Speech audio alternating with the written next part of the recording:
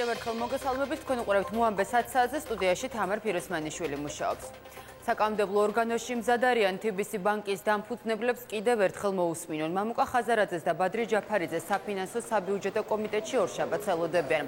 მმართველ გუნდს ახსნა განმარტების მიღება მსხვილი ფინანსური ორგანიზაციის შესახებ პროკურატურის მიერ გუშინ გავრცელებულ განცხადებაზე სურს. უმრავლესობაში ამბობენ, რომ შეკითხვები ოფშორულ კომპანიასთან დაკავშირებითაც აქვთ. საპარლამენტო უმცირესობა კი საკანონმდებლო ორგანოში მამუკა ხაზარაძის განმარტებებს ელოდება. ჩვენ პასუხობთ ბატონ ბადრი ჯაფარიძის და მამუკა ხაზარაძის წინააღმდეგებს, რომ მათ აქვს სრული მოვიდნენ პარლამენტში და წარმოადგენენ ის ხედვები და წინააღმდეგები ამ TBC ბანკთან დაკავშირებულ მოვლენებთან. მე მაშინ განმოცხადე, რომ პარლამენტი არის ღია, უპირველეს ყოვლისა საფინანსო საბიუჯეტო კომიტეტში მოეწყოს ეს შეხვედრა. ძალიან ბევრი კითხვაა ოფშორულ კომპანიასთან დაკავშირებით, რომელიც იმ პერიოდში, როდესაც მოხდა კრედიტის გაცემა, იმ საკრედიტო ასე ვთქვათ კომიტეტის წევრის მიერ დაფუძნებული ოფშორული კომპანია, რომელმაც იყიდა ვალდებულება სამგორიამი და სამგორი ტრეიდის ვალდებულება TBC ბანკის მიერ წარმოშობილი და აბსოლუტურად უზრუნველყოფის გარეშე ამ ოფშორულ კომპანიას არანაირი აქტივი საქართველოში არ გააჩნდა. Გაუსვამ შეკითხვებს და მოვიცნეთ საქმესთან დაკავშირებულ დეტალებს, ასევე მათ შეფასებას, ბატონი ხაზარაძის და ჯაფარიძის შეფასებას მიმდინარე მოვლენებთან დაკავშირებით, მაგრამ თავარ მოპასუხეთ ამ შემთხვევაში მაინც რჩება ეროვნული ბანკი და მისი პრეზიდენტი, რომელმაც ერთხელ უხეშად დაარღვია კანონი, როდესაც უარი თქვა შეკითხვებზე პასუხის გაცემაზე.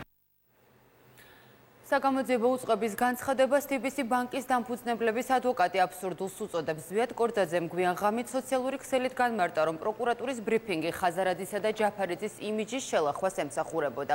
კორძაძე წერს, ყველა ოპერაცია ბანკში ლეგალურია, შესრულებულია საბანკო გადარიცხვის გზით და არაერთხელ შემოწმდა რეგულატორის მიერ. გამოძიება მიმდინარეობს გრიფით საიდუმლო საქმეზე არავინაა ბრალდებული. ამ დროს პროკურატურა დროდადრო აკეთებს განცხადებას მამუკა ხაზარაძესა და ბადრი ჯაფარიძესთან დაკავშირებით აგვეყნებს მათი ჩვენებებიდან ამოგლეჯილ ფრაზებს და ეს მაშინ, როდესაც მათ როგორც მოწმეებს მოქმედი კანონმდებლობით არათუ საქმის მასალების ნახვის საკუთარი ჩვენების ასლის მიღების უფლებაც არ აქვთ. ვკითხულობთ ზვიად კორძაძის განცხადებაში. პარტია ქართული ოცნების ფორმირებასთან დაკავშირებით კონსულტაციები გრძელდება. უმრავლესობის ლიდერი ამბობს, რომ მმართველ გუნდს 2020 წლამდე პარლამენტში მყარი უმრავლესობა ექნება. ამის პარალელურად მოლაპარაკებებს მართავენ ქართული ოცნების უკვე ყოფილი დეპუტატებიც. გედევან ფოფხაძე არ გამორიცხავს, რომ მმართველი პარტია სხვა პოლიტიკოსებმაც დატოვონ, თუმცა კონკრეტულ გვარებს ფოფხაძე ამ ეტაპზე არ ასახელებს. ჩვენ პარლამენტში სულ გვექნება ერთმანეთთან საუბარი. მე არ ვიცი რა ორგანიზაციულ ფორმას მიიღებს ეს ყველაფერი, მაგრამ ის რომ ჩვენ საერთო პოზიცია გვაერთიანებს იმ ყველაფერთან მიმართებაში რაც ხდება, ეს არის სასახა. ჩვენ არ მოგწევს ერთი მხრივ ასე ვთქვათ პარტიული დიქტატი, რომელიც არ გვაძლევს საშუალებას ჩვენი საქმე ისე ვაკეთოთ, როგორც საჭიროა და მეორე მხრივ გვაქვს პროტესტი პროცესების მიმართ, რომელიც მიდის.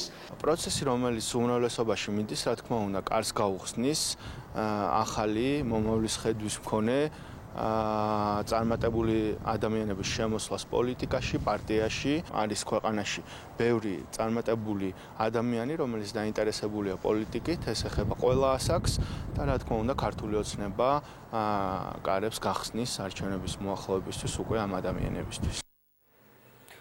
სამი ადამიანი ემსხვერპლა ავარიას სამეგრელოში. სვანეთიდან მომავალი მანქანა კამაზის ტიპის სატვირთო ავტომობილს დაეჯახა. შედეგად მსუბუქ მანქანაში მჯდომი ორი ახალგაზრდა ადგილზე დაიღუპა. კიდევ ერთი მგზავრიკი ზუგდიდის რეფერალურ საავადმყოფოში გადაყვანის შემდეგ გარდაიცვალა. ამჟამად კლინიკაში ერთი დაშავებული რჩება. ექიმების განცხადებით მისი მდგომარეობა სტაბილურად მძიმეა. მომხდარის მიზეზების დასადგენად გამოძიება უკვე დაწყებულია.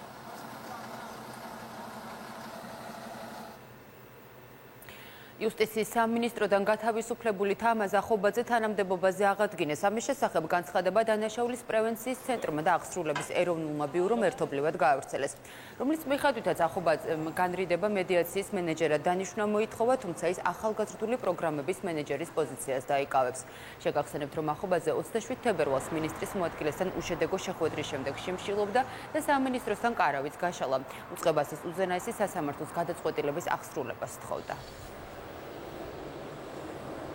ეს იყო ის მოთხოვნა, რომელსაც მე ვაყენებდი. ამ ეტაპზე ჩემი მოთხოვნა დაკავებულია სამწუხაროა, რომ სასამართლო გადაწყვეტილების აღსრულებას დაჭირდა ამდენი დრო და დაჭირდა ის, რომ მე შემშილა და ღამეები მეთევნებია, თუმცა შედეგი მიღწეულია. დღეიდან უკრაინას საქართველოს შორის მიმოსვლა აიდი ბარათებით იქნება შესაძლებელი. შეთანხმება ამის შესახებ გასული წლის ოქტომბერში გაფორმდა. უვიზო მიმოსვლით მოქალაქეები 90 დღის განმავლობაში ისარგებლებენ. საგარეო საქმეთა სამინისტროში აცხადებენ, რომ გზავრობის გამარტივება ორი ქვეყნის ურთიერთობას კიდევ უფრო გააღრმავებს და ტურისტების მოზიდვას შეუწყობს ხელს. კიდევ ერთი მაგალითი არის და ნაბიჯი ჩვენს ქვეყნებს შორის ურთიერთობის გამტკიცების, ადამიანებს შორის კონტაქტის გაღრმავების მნიშვნელოვნად შეუწყობს ხელს და გაამარტივებს ადამიანების გადაადგილების სახელმწიფო საზღვრებზე და მნიშვნელოვნად წაადგება ტურიზმის განვითარებას. სავარაუდოდ ხმაურიანი იქნება საკრებულოს დღევანდელი სხდომა, სადაც დედაქალაქის 2019 წლის ბიუჯეტი უნდა განიხილონ.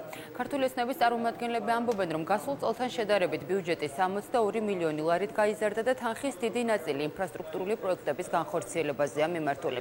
საკრებულოს ოპოზიცია კი პიარისათვის გაზრდილ ხარჯებზე საუბრობს და მართულ გუნდს ბიუჯეტის არამიზნობრივ გადანაწილებაში ადანაშაულებს. შეხვედრა ქალაქის წარმომადგენლობით ორგანოში დღეს 16 საათზე დაიწყება.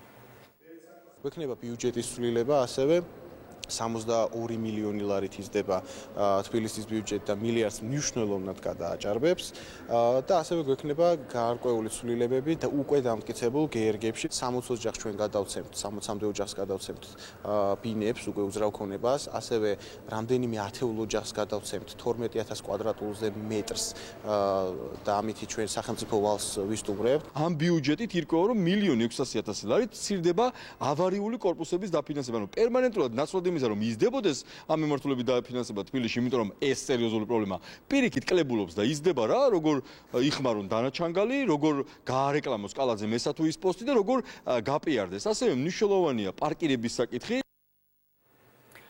დღეიდან ტაქსების თეთრად შეღებვის პროცესი იწყება. ნებართვის მფლობელი ტაქსები მანქანის გადაღებვის და ინტერიერის ქიმიური წმენდის ვაუჩერებსაც მიიღებენ. საუბარია იმ ავტომობილებზე, რომლებსაც სავალდებულო ტექნიკური ინსპექტირება უკვე გავლილი აქვთ. მძღოლებს ტენდერში გამარჯვებული კომპანია ალმა მანქანაზე 2 წლით რეკლამის განთავსების სანაცვლოდ მოემსახურება. ვაუჩერების გაცემა დღეიდან დაიწყება და 10 აგვისტომდე გაგრძელდება. 1 ოქტომბრისათვის კი პროცესი დასრულებული უნდა იყოს. მძღოლს, რომლის მანქანასაც მოთხოვნილი ვიზუალი არ ექნება, შესაბამისი სანქციები დაეკისრება.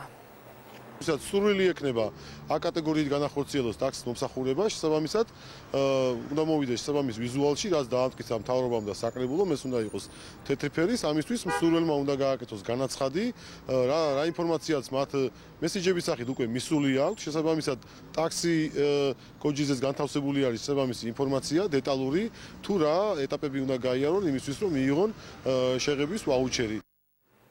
ახალი წესებით რეგულირდება სურსათის ეტიკეტირებაც. დღეიდან ეტიკეტზე დასეტანის სავალდებულო ინფორმაციის ჩამონათვალი იზრდება. მათ შორის განთავსებული უნდა იყოს ინფორმაცია პროდუქტის მოხმარების და კვებითი ღირებულების შესახებ, რაც მყიდველს არჩევანის გაკეთებაში დაეხმარება. რეგულაციის მიზანი მოქალაქეების მაქსიმალური ინფორმირებაა. მნიშვნელოვანია იმ კუთხით, რომ მომხმარებელს მიეწოდება ამ ტექნიკური რეგლამენტის შესაბამისად უფრო მეტი ინფორმაცია, ვიდრე აქამდე მიეწოდებოდა, მათ შორის კონკრეტულად იმ რისკების შესახებ, რომელიც მის ჯანმრთელობაზე და სიცოცხლეზე, ასევე სწორი არჩევნის შესაძლებლობას აძლევს მომხმარებელს, კვებით ღირებულებასთან დაკავშირებით და ასევე ვარგისიანობის ვადასთან დაკავშირებით და სხვა მრავალ ასპექტში. ისრაელის გენერალური პროკურორი მზად არის ქვეყნის პრემიერს კორუფციაში, თაღლითობასა და ნდობის ბოროტად გამოყენებაში ბრალი წაუყენოს. მის წინააღმდეგ გამოძიება სამ კორუფციულ საქმეზე მიმდინარეობს. საუბარია ბიზნესმენებისაგან ძვირად ღირებული საჩუქრების მიღებაზე, ერთ-ერთი გამოცების მფლობელთან საიდუმლო შეთქმულებასა და ერთ-ერთი ტელეკომპანიისთვის სამართლებრივი პრივილეგიების მინიჭებაზე მედია საშუალების მხრიდან სასურველი გაშუქების სანაცვლოდ. 2019 წლის აპრილში დაგეგმილი არჩევნების წინ ბრალის წაყენება უარყოფითად დაისახება ნეთანიაჰუს რეიტინგზე. პარტია ლიკუდში, რომლის თავმჯდომარეს ნეთანიაჰუა, გამოძიებას პოლიტიკურ დევნას უწოდებენ. თავად პრემიერ-მინისტრი კი აცხადებს, რომ თანამდებობის დატოვებას არ აპირებს.